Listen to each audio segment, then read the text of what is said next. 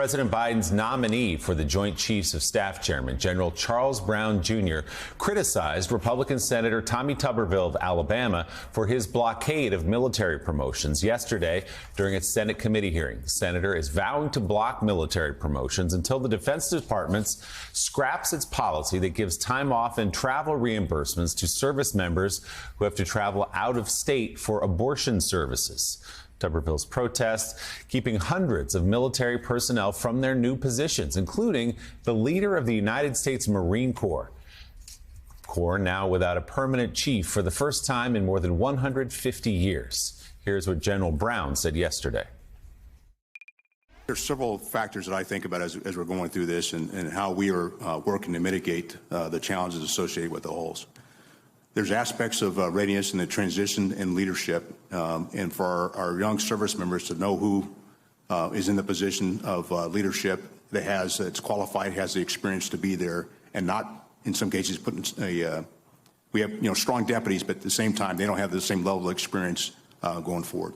My concern there is future retention, because we have our more junior officers who now will look up and say, if that's the challenge that I'm going to have to deal with in the future, I may not want to. I'm going to balance between my family and serving in a senior position, and we will lose talent because of those challenges. We will lose talent. Joining us now, Democratic Congresswoman Abigail Spanberger of Virginia. She's a member of the House Intelligence Committee and a former CIA officer. Congresswoman, thanks for being with us this morning. What is your assessment of the damage done already and the potential damage ahead if this one-man blockade of military promotions continues? Well, I represent Quantico. I represent thousands of members of the U.S. Marine Corps, thousands of active duty service members, as well as tens of thousands of veterans across Virginia's 7th District. And what this one senator is doing and has been able to do is just absolutely unthinkable and irresponsible. And we heard General Brown use the phrase, we have to mitigate the challenges. The fact that we have military leaders mitigating the challenges posed by one single senator, when we have challenges they should be mitigated, that they should be focused on mitigating in the form of our adversaries throughout the world, that they should be planning, they should be ensuring our military readiness, and they're mitigating the challenges created by one man, is unbelievable to me. It's irresponsible, it's outrageous, and it needs to stop. It is dangerous to our nation and to our readiness. Congresswoman, good morning. And I'd like to talk to you about if the House Democrats have organized around trying to talk to the senators and explain that this whole situation has become abusive. Has there been any strategies about how you can put pressure on the Democrats in the Senate to stop allowing one senator to harm our military, to harm the Department of Justice, to harm our judiciary? It has gotten so abusive that many states like mine, we have no judges getting appointed. We have no U.S. attorneys because of one guy who's decided he's going to run out the clock and not let this administration appoint members of the judiciary. So what are you all doing to try to change the dynamic in the Senate to get rid of the abusive blue slip that has gotten out of control? Well, I think as you correctly note, Senator, this is a challenge. We have our own problems and challenges within the United States House of Representatives, but in the United States Senate, there needs to be action taken, because the fact that we have now for months just accepted that this one-man show can impact our military readiness, can keep promotions from happening, can ensure that we do not have the chosen leaders in positions across the country and across the world leading our armed services is just not acceptable. And the fact that this is how the Senate is functioning or not functioning at the moment needs to change.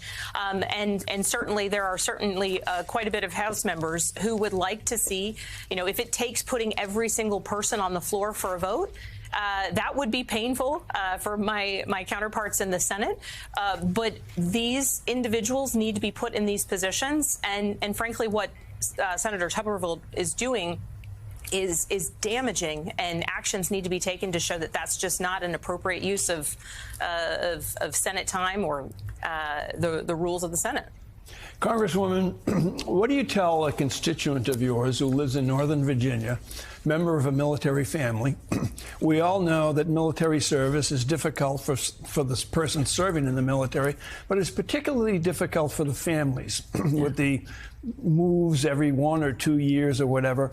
So a family comes to you and says, look, we're on the verge of being transferred to Florida, to a base in Florida, where they're going to have a 6-week termination of, services for women, for reproductive services. What do you tell that particular family? Well, what is notable, and my background's in national security, I was a CIA officer, and working closely with military members in my prior life and now as a representative, what is most extraordinary about the men and women of our military services is their willingness to kind of accept assignments. PCS, they travel, TDY, they move their families to places that can be quite challenging, overseas, and sometimes far from family within the United States. But the military recognizes the healthcare needs of family members and wants to be able to provide for a family unit. The real challenges, and what I'm hearing from constituents, a true circumstance, a military member looking at getting promoted, they know they're going out to a top position in another state. Their family, including kids who are going to be enrolling in new high schools, everyone is waiting to move states away to begin their new life as the parent is about to undertake command of a pretty particularly noteworthy location.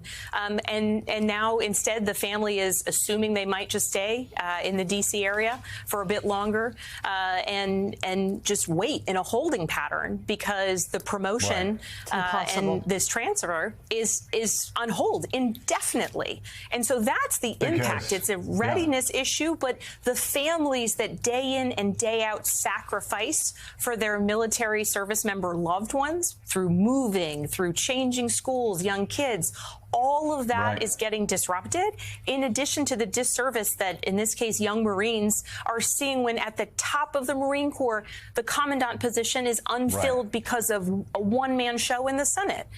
It is just outrageous, and our military members deserve more. Absolutely. As you said, the Marine Corps, they don't have a commandant for the first time in 150 years. And you have men and women, you've got spouses, you've got children whose lives are being held up because you have one Republican senator and a lot of other Republicans who are letting him do this, who's playing culture warrior with the readiness of the United States military. And what's so preposterous is Republicans are the ones who claim Democrats are doing this with the military.